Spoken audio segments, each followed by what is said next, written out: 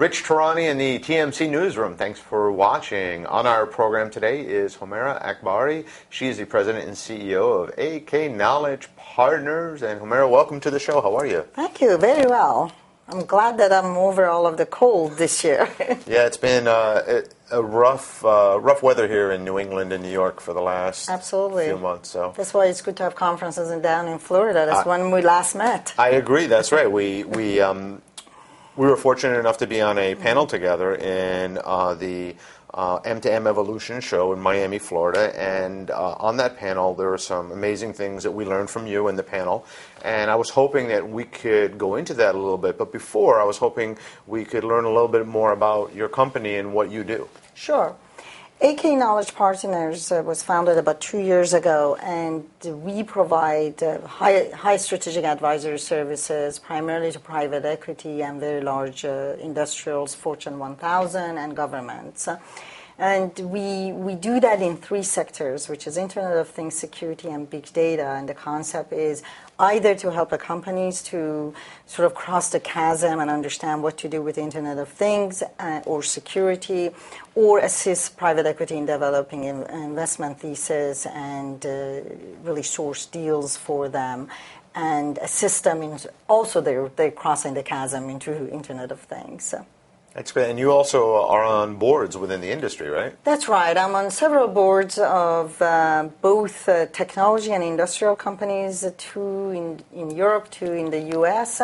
And what is nice about it is they're both, some of them are players in the value chain of security and Internet of Things, and some of them are players in, some of them are users, of security and Internet of Things and big data. So you get to see both sides. You get to see the companies that are looking to develop better products for the industry, and then you've got companies that are trying to deploy, whether it's asset tracking or something like that, within their organization. That's absolutely right. A smart cities, a smart water, deploying a smart grid, which is part of Internet of Things.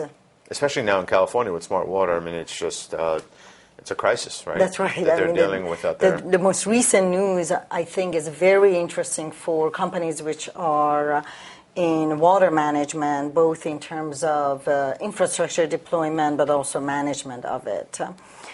Because using effectively sensors, you're able to get information about the flow, information about, and also managing that and converging it with information about weather.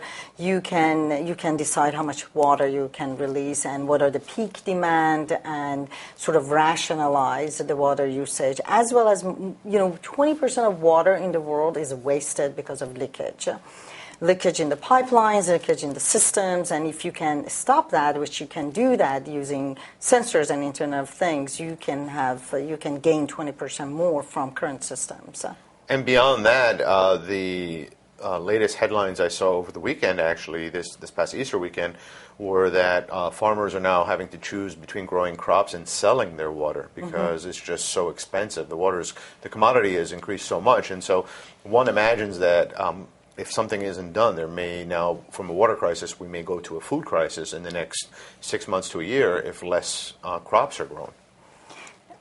That's true, although I think that depending on geography, we have plenty of food in certain geographies, so I think that's partly why, especially in the U.S., we do have excess capacity in production. So I think that's why it was mentioned, or it's something being proposed. It's a little bit like green carbon dioxide and green the credits that people talk about. Absolutely. So on our panel, we had a whole bunch of different topics, but primarily the idea there was to talk about where are the better investments in the IoT and M2M space, and you had some great insight. So if you were an investor or an investment firm looking at this space, and it's wide open, there's so much growth, where would you be looking in terms of trying to get the best return? Well, it depends which type of investors we talk about, but primarily when we talked about private equity, growth private equity, larger private equity, and in these cases, private equity wants to invest in companies which have already certain stream of revenues, at least for growth equity could be at least 10 million, and then you go north of $1 billion and $1.5 billion. And what you find is IoT is a very nascent industry. And it does impact every value chain. And for example, transportation industry, which has been a lot more effectively more mature in IoT, in there you do find companies with that kind of revenues. And what most of private equity prefer is recurring revenue and serving the end customer, the fact that you would have control on your end customer. So that remains one of the areas that's very attractive to private equity and to investors. Other areas which are attractive is horizontal models because they go across different verticals, for example, providing sensors or hardware or connectivity. And what we have seen in the last 2-3 years is really emergence of all of these horizontal models. For example, forever we've talked about M2M or IoT alternative networks, but it's not since only 2 years ago we start seeing what is called low power, wide area networks, which are not cellular networks or satellite networks, which are primarily what has been used, and as well as obviously Wi-Fi. So there's a lot of opportunity, it sounds like. There's just so many different sectors. That's right. There are a lot of opportunities. Partly why, our company gets hired to help private equity, because it's not as easy to understand Internet of Things just because it involves a physical thing, a physical enabler being a sensor or a device, and then you need a network, and then you need cloud computing, then you need effectively the entire infrastructure, software infrastructure, and then after all of that you come to the point of what I call end customer application. And today we don't have any standards in Internet of Things, so it's difficult to put that whole solution together. And it's difficult to know which pieces of that solution will move to horizontal models and hence will create a lot of value and generate revenues and better valuation for private equity. And it's just fascinating as well to see how the processor companies are battling out to become maybe the heart or the brains of these IoT devices. And there's just so much competition there to see who is going to make those processors.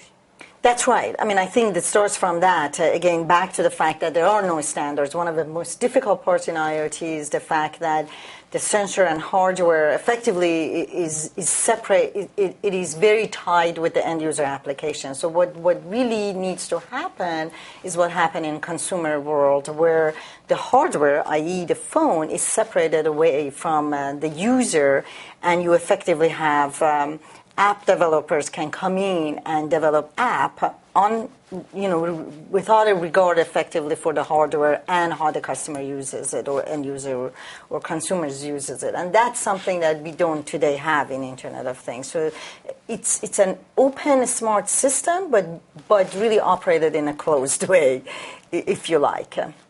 Absolutely. So in terms of the future, where do we see the market going? Is it just going to continue to grow? Will security become a bigger issue? Will big data become a bigger issue? Analytics? What do you see? Well, I mean, all of the above, effectively. So we're just scratching the iceberg, the tip of the iceberg for IoT, and all of what areas you mentioned will be important. But let me just take a couple of them. One is privacy. I do think that regulation will play a role in how fast or how slow IoT will grow, but my sense is that regulators, while very conscious of the issue, are going to allow the IoT to grow faster than generally done. But what it means is that we don't really have today very secure IoT. We have it by nature of the fact that we have a closed systems effectively, we operate them in a closed system. But that will change very, very soon. So I think there are huge opportunity to innovate in the security part of it. The other opportunity is effectively all of the end verticals. They're very little understood how you do IoT in a smart grids, in a smart water, while the beginning of those models are being formulated now, and there are some companies active there, but there's just a lot still to be done. So I think that if you have passion for healthcare, that's where you should go. I think really the canvas is very open for how you want to paint it. Fantastic. Now, one last question about your organization. How do you help and who do you help for those viewers that may be considering working with you or your organization? So we help private equity in determining where are the investment theses exist within IoT security or big data. And the way we help them is to figure out that those investment theses, we develop it for them, and then we basically source deals for them. On industrial side, it's very interesting because if you think about it, the way they can apply or adopt IoT could be either for improving their customer experience and product line management, or improving their customer support and diagnostic and repair, which is also provides efficiency and productivity, better efficiency and productivity for them. And then final piece is really completely transforming their business models, i.e. shifting their business model, going from building equipment or hardware to services, analytics, and prescriptive decision making. We think that last point, decision rules and prescriptive decision making is sort of the gold mine of IoT.